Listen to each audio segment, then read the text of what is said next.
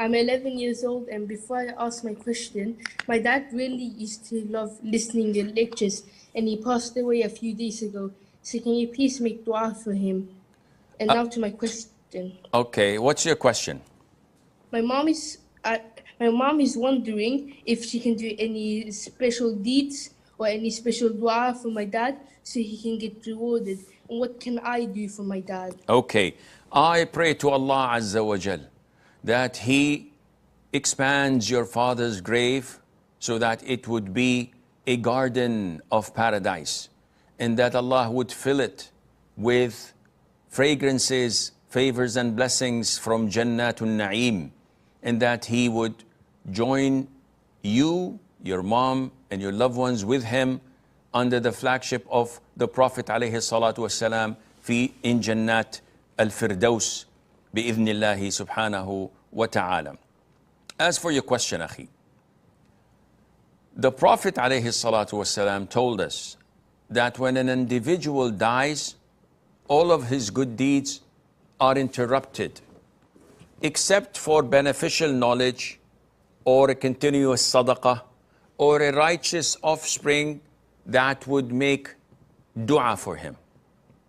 Which means that any good deeds you or your mother do after your father's death that is in accordance to the Qur'an and the Sunnah would reach him.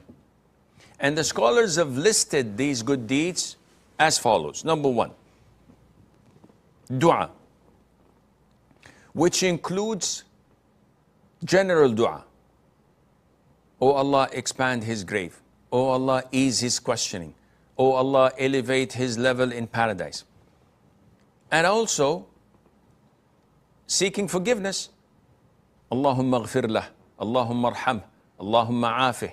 So whenever you say, oh Allah, forgive my father, oh Allah, have mercy on my father, all of this reaches him and benefits him as well. Number two, giving charity on his behalf. And this is a wide range. So you could give charity one time only by feeding a poor family, or, and the likes, paying their medical bills, paying their rent, paying for their education, whatever they need, someone who's poor and needy, and you give them general charity. Or it can be a continuous charity. So investing in a water well where people would use that water for irrigation or for drinking when there are no sources of drinking water. Investing it in a masjid, in a school that teaches Qur'an, in printing books or copies of the Qur'an for the purposes of da'wah, in Islamic channels that propagates real, authentic knowledge of Islam, in an orphanage. All of these are continuous, and the single pound or euro or dollar that you had spent will generate more and more good deeds until the whole place is gone from the earth surface. Number three, doing Umrah.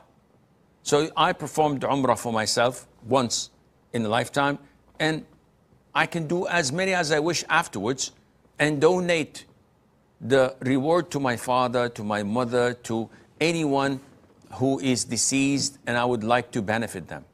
And likewise, number four, doing Hajj. And Hajj can be done in proxy after I have done my original Hajj.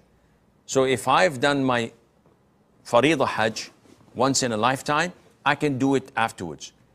Or I can give the money to someone to do it in proxy instead of my father, and this would reach him, and Allah Azza wa Jal knows best. Question: if someone is giving charity on behalf of a deceased person, will it benefit him or her only in the grave or will it also benefit on the day of judgment for the deceased? We know that when you give charity or do something that is part of the sunnah which would reach the deceased, whether it is Umrah, performing Hajj on his behalf, making dua, asking Allah for forgiveness, giving charity, building a masjid, digging a well, any type of good deeds, we know that that individual would benefit with the grace of Allah Azza wa Jal from it. Now, is this benefit going to be in the grave or on the day of judgment? This is something in Allah's knowledge. We hope and wish that it would benefit the deceased in both his grave, if he is being tormented, to reduce the torment, or if he is being rewarded, to increase his reward, and also on the day of judgment with the grace of Allah.